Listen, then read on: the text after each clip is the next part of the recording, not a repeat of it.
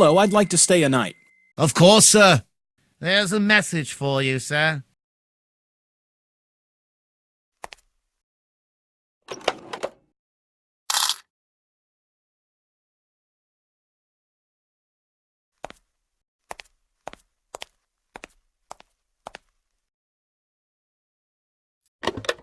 My dear nephew, congratulations on your rousing success in Cairo. You remind me so much of me when I was your age, only I was better looking. This should be your final mission. Proceed to Shankar's lodge. He is the man who helped me to complete many projects in India. Unfortunately, my memory from that time in my life is foggy. You'll have to ask him for the construction map from 1858 to 60. He will know. This is my system to prevent floods by draining the rainwater from the city. Then come back to London with the utmost speed. The weather is especially lovely this time of year. Strange message. Why this chill and this lack of confidence? I haven't been this scared since my first prom date. It seems to me that my uncle must prove his paternity concerning 4 inventions and not 2. Could evidence of the 2 have been found somewhere in a drawer? Matthew owes me an explanation. I have to send a message to my uncle.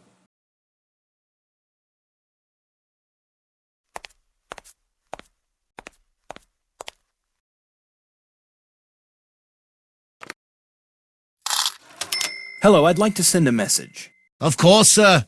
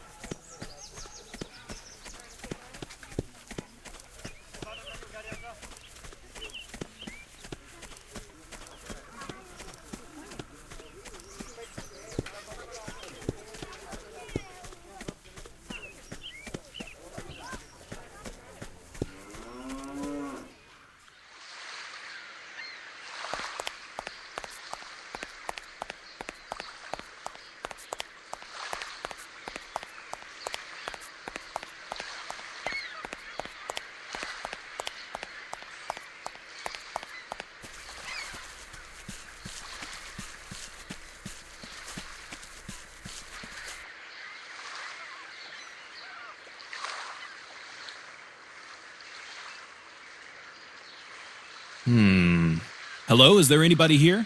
Hello?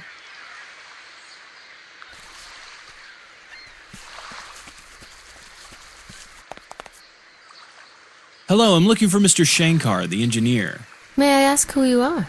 My name is Oliver, and I'd like to speak to Mr. Shankar about the English engineer Matthew Lavishart. I'm Engineer Shankar's loving daughter, Anand. Unfortunately, my father is unable to receive you. He is quite old and tired. May I inquire as to the purpose of your visit?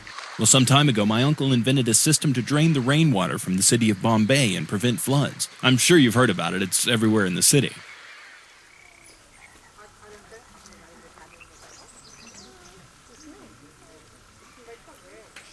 Would you like a cup of tea?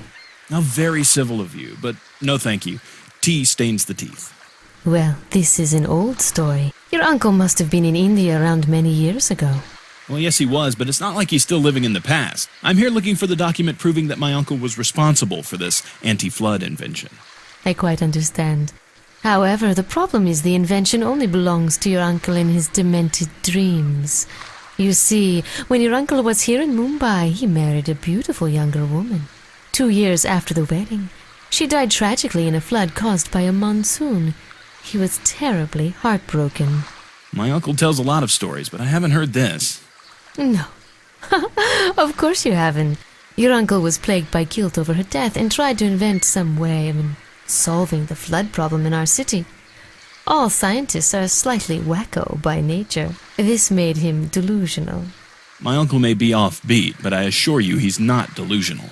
Alas, I see delusion runs in your family. My father was working on a system to drain water from the city.